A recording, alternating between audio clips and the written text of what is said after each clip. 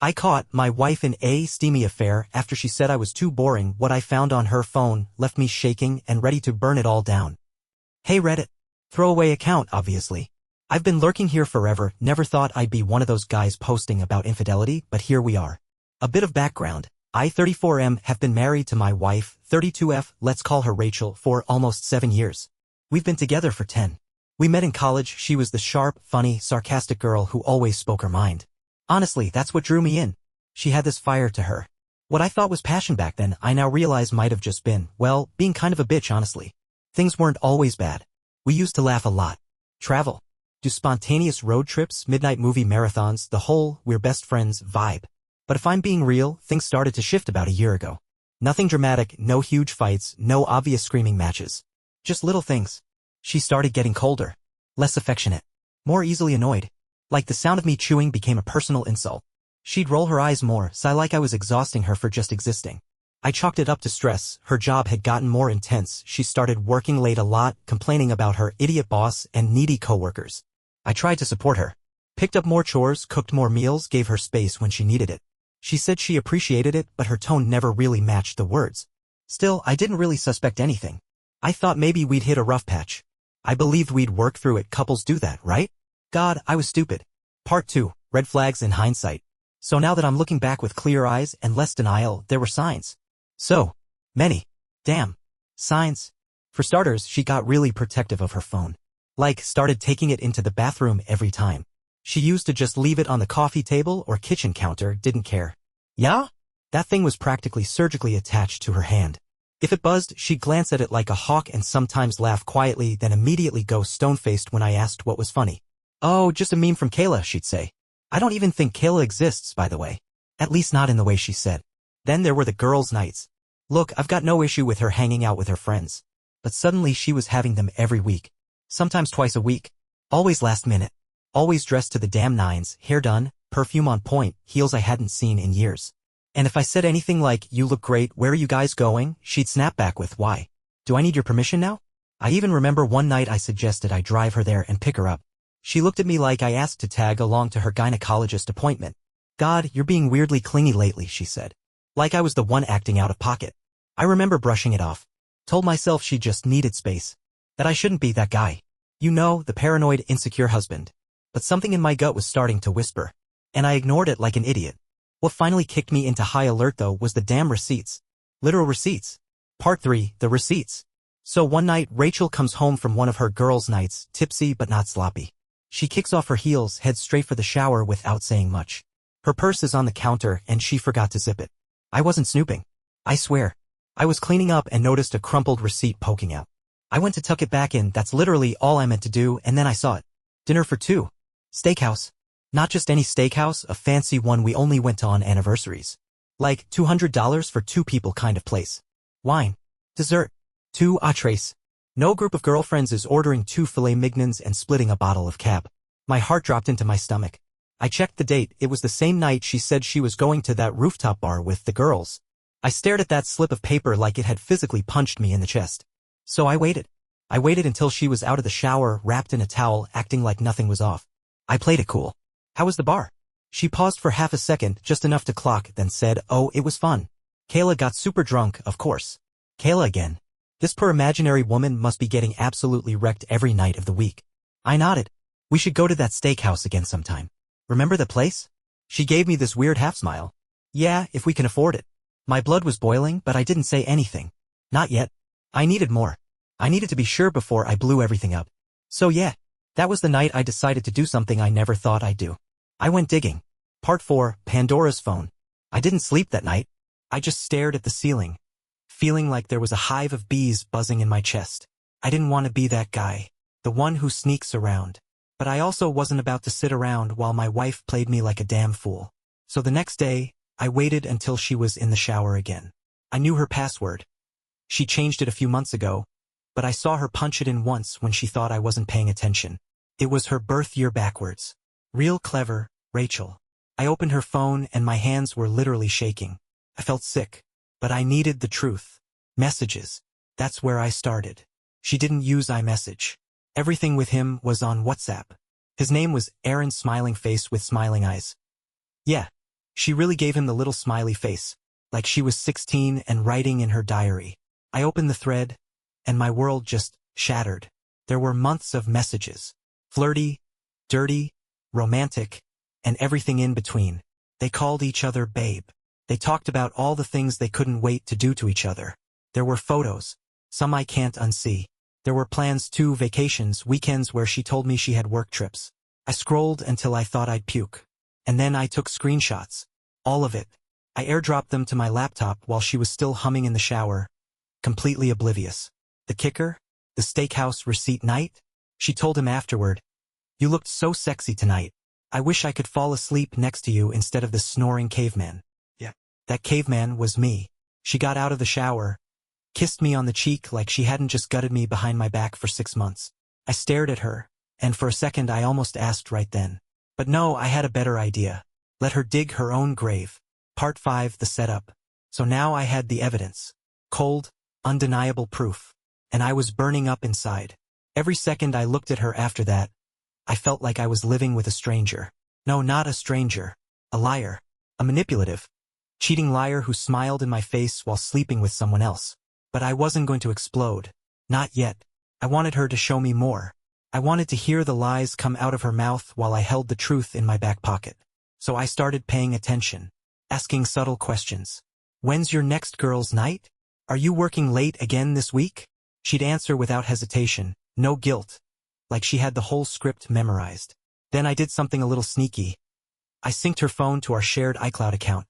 Something we used to do years ago, but she had stopped using. She never bothered to check, so I quietly reconnected it. Suddenly, I was getting messages, locations, photos, all the stuff she thought she had hidden. That's when I saw she had plans to meet him again. Saturday night. At his place this time. She told me she was going to her friend Megan's bachelorette dinner. Megan got married last year, by the way. So I made a plan. I told her I had to go help my brother with a garage project that Saturday. He lives 2 hours away. Told her I'd be gone all night. She smiled and said, "Have fun, babe," kissed me, and went right back to texting Aaron with that little heart emoji. I wanted to scream. I wanted to punch a wall. But I just smiled back. Saturday rolled around. I packed a fake overnight bag, drove a few blocks away, and parked. Then I waited. 10 minutes after I left, she came out, all dressed up like she was going to seduce a movie star, got in her car, drove off. I followed. She went straight to his apartment. I took pictures. Her car parked outside. Her walking in. Her not coming out for 4 hours. When she got home later that night, I was already in bed pretending to be asleep. She slipped in next to me, smelling like cheap cologne and lies. That was the final nail. I was done playing nice. Part 6. The confrontation. I didn't sleep that night. Again. Just laid there with my heart pounding in my ears while she softly snored next to me. The same woman who had just spent the night in another man's bed and came home like nothing happened. The next morning I woke up early, made coffee, sat at the kitchen table with the laptop open, screenshots neatly organized in a folder labeled Rachel's Greatest Hits. I waited for her to come downstairs. She strolled in like it was any other Sunday. Messy bun, phone in hand, yawning. "Morning," she said casually. "Sit down," I said, calm, way calmer than I felt. She blinked. "What?" I said, "Sit. We need to talk." That's when she got that look, like a deer sensing a wolf in the brush. "Is everything okay?" "I know about Aaron," I said. Silence. Just this long, tense, air sucked out of the room silence. Then she laughs, like actually scoffs. "What are you talking about?" I didn't say anything, just turned the laptop around and hit the spacebar. There it was. The thread. The photos. Her little "miss you already," babe face blowing a kiss texts. The receipts. Everything. She froze. Eyes wide. Mouth open like she was gonna come up with something. But there was no coming back from that. Finally she said, "Why were you snooping through my phone?" That was her first response. Not "I'm sorry." Not "it's not what it looks like." Not even "let me explain." Just flipping it back on me like I was the problem here. "You cheated on me," I said. "For months. And your first reaction is to accuse me of snooping." She crossed her arms. "If you had to go digging, maybe that says more about you than it does about me." I swear I saw red. "Are you seriously trying to gaslight me right now?" She rolled her eyes. "Fine. Yeah. I slept with him. Happy? It was a mistake. A mistake that lasted 6 months?" She threw her hands up. God, you're so dramatic. And right then, that was the moment. The moment I realized I didn't even know who she was anymore. Or maybe I never really did. Part 7, The Fallout. After she admitted it cold as ice, by the way, it was like a dam broke. All the fake smiles, the late nights, the gaslighting, the side comments about me not being exciting anymore, it all came pouring out. I needed something real, something passionate, she said, like she was reciting a monologue from some bad Netflix drama. You've been, I don't know, just boring lately. Predictable. Boring? I said, jaw clenched. I cooked, cleaned, supported your career, picked up your slack when you were working late while you were off screwing Aaron and calling me boring? She had the audacity to shrug. Maybe if you tried a little harder to keep things interesting, I wouldn't have had to look elsewhere. I stood there stunned. Like I'd been slapped. Multiple times. She didn't cry. She didn't beg. There wasn't a single tear. No remorse. No fear of losing me. It was like she'd already written me off and this was just her final scene. So I said, okay. Then let's not pretend anymore. I'm done. And you know what she said? Oh, so now you want to act like a man. That one hit different. She knew exactly where to jab and she did it with precision. I walked out. Didn't slam the door. Didn't scream. Just walked out with my car keys, drove to my brother's place and crashed on his couch. I didn't even tell him everything that night. Just said Rachel cheated. He looked at me like I told him I'd been in a car wreck. Which, I guess emotionally, I kind of was. I turned my phone off. Couldn't handle the texts that started pouring in once she realized I wasn't coming back. Can we talk? I didn't mean what I said. Don't throw everything away over one mistake. One mistake. 6 months. A whole second relationship. Gaslighting. Lying. That's not a mistake. That's a campaign. Part 8, The Gaslight Tour. After a day at my brother's, I turned my phone back on. Bad idea. Missed calls. Texts. Voicemails. Then came the messages from her friends, or should I say, the flying monkeys. Apparently Rachel had started spinning her version of the story. He left me out of nowhere. He's always been cold and distant. He invaded my privacy and stalked me. Stalked. Me. Let me remind you, this woman lied to my face, cheated on me for months, and I'm the one who's suddenly unhinged? One of her friends even messaged me like, hey, I don't know what's going on between you two, but Rachel's really upset. Maybe you guys just need to talk. Talk? Oh, now we're pro-communication? She was out here rewriting history in real time, trying to make me look like the controlling, paranoid husband while she played the role of the misunderstood, neglected wife who just needed connection. Classic narcissist playbook. So I replied to her directly, finally. You told me I was boring. That sleeping with someone else felt real. You never once apologized. You're not sorry, you're sorry you got caught. She didn't deny it. Instead, she hit back with, you always twist everything to make yourself the victim. Maybe if you'd paid more attention, none of this would have happened. There it was. Blame shift. Gaslight. Deflect. No accountability. At that point, I felt more numb than angry. I'd gone from betrayal to fury to this cold, hollow space where I just wanted to be done. I didn't want revenge. I didn't want closure. I didn't want to hear another word out of her mouth unless it was, I signed the papers. I started researching divorce lawyers that night. Part 9, The Clean Break. I think what hit me the hardest wasn't just the cheating, it was the lack of remorse. No tears. No guilt. Just attitude and deflection, like she was doing me a favor by being honest after months of lies.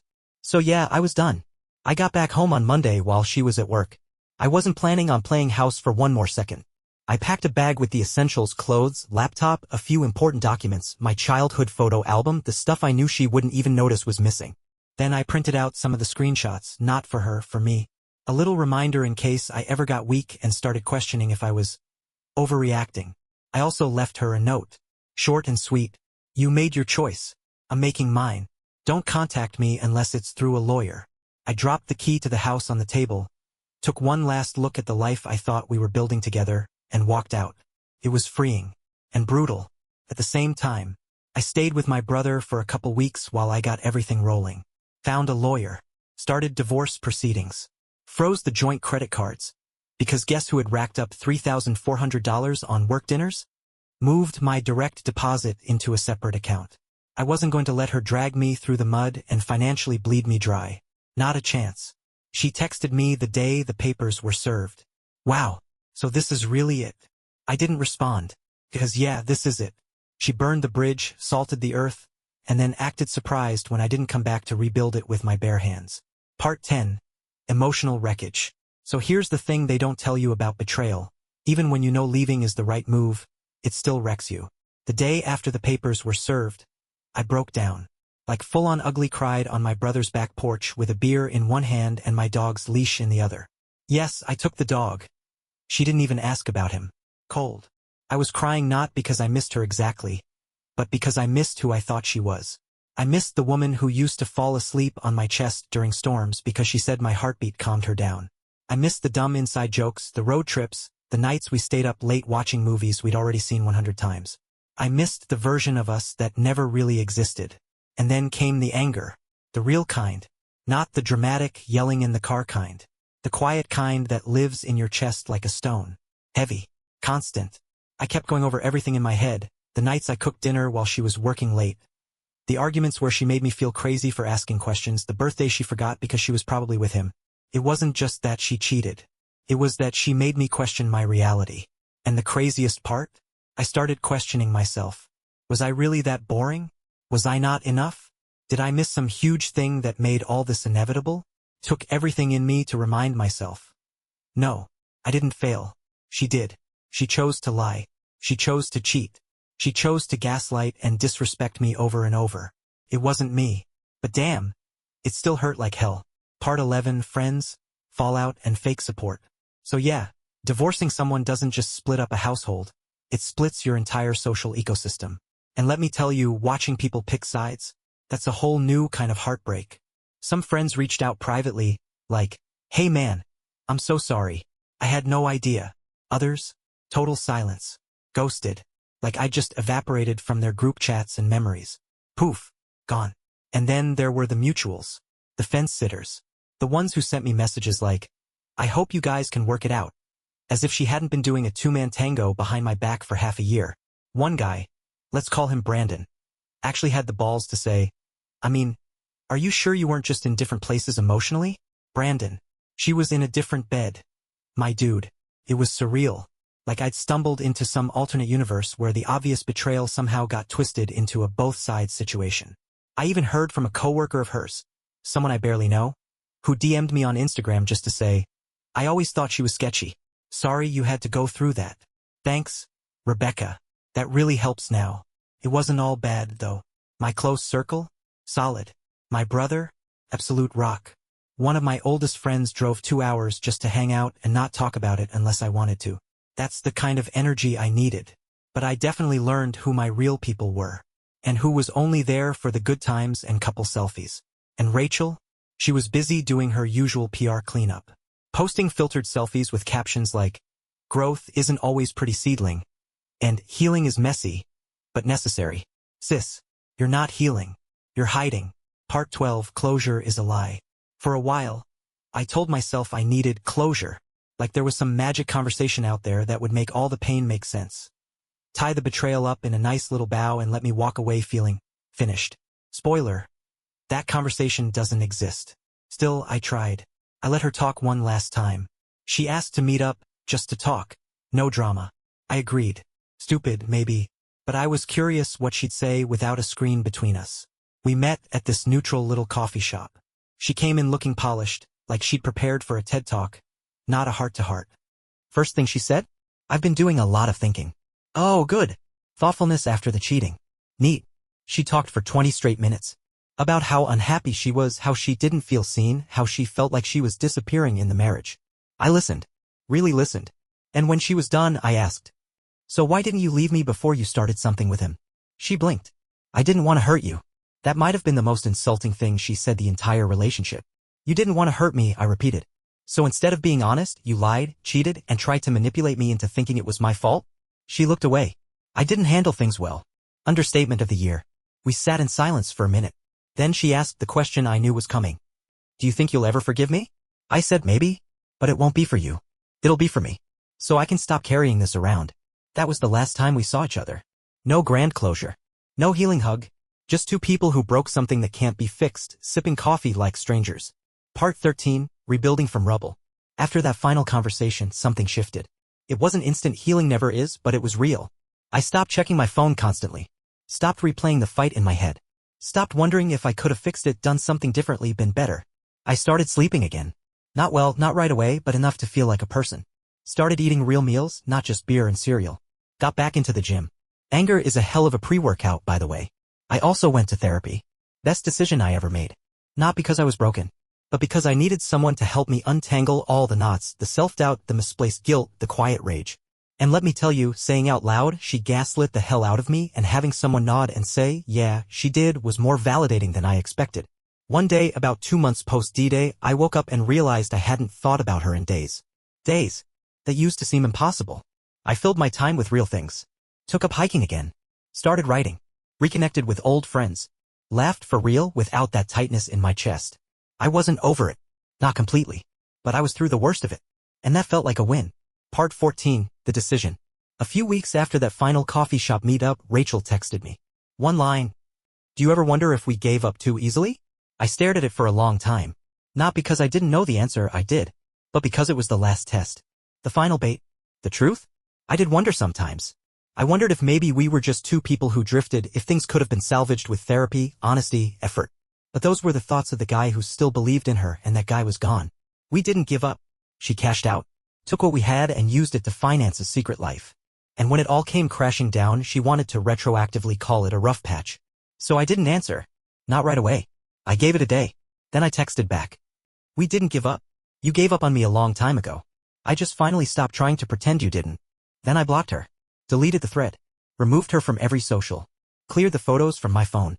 Kept the dog, though he's the only one who stayed loyal. That was it. The final decision. No open doors. No lingering what-ifs. Just done. It felt weirdly peaceful. Like finishing a really dark chapter in a book, closing it and putting it on a shelf you'll never go back to. Part 15, What I Learned. So here I am. Single. Healing. Still a little scarred, sure, but wiser than I've ever been. If you're reading this and you're going through something similar or suspect something's off in your relationship, let me leave you with what this whole mess taught me. 1. Trust your gut. Your intuition isn't just paranoia wearing a tinfoil hat. It's your mind picking up on 1,000 tiny red flags your heart wants to ignore. I knew something was wrong. I knew. And I let her talk me out of believing my own eyes. Never again. 2. Love isn't supposed to make you feel crazy. If someone constantly makes you feel like you're overreacting, too needy, or not enough, that's not love. That's manipulation. 3. Cheating isn't a mistake. It's a series of decisions. It's lies told in sequence. It's premeditated. Calling it a mistake is like calling a bank robbery a moment of weakness. 4. Closure is internal. Waiting for someone who hurt you to give you peace? That's like asking the person who burned down your house to help rebuild it. You give yourself closure by walking away, staying away, and choosing yourself every day after. 5. Healing isn't linear. There will be days you feel strong and days you spiral. That's normal. The trick is just keep going. One day you wake up and the weight isn't there anymore. 6. You're not weak for loving someone who hurt you. You're human. You loved with honesty. They didn't. That's their failure, not yours. So yeah, that's my story. A year ago I was planning our anniversary. Now I'm planning a solo trip to Iceland just because I can. I won't say I'm grateful for the betrayal, screw that. But I'm proud of how I survived it. If you're reading this and hurting, just know it gets better. Not all at once, but piece by piece it does. And someday you'll realize the version of you who stayed would have been a shadow of the one who left. Choose yourself. Every damn time.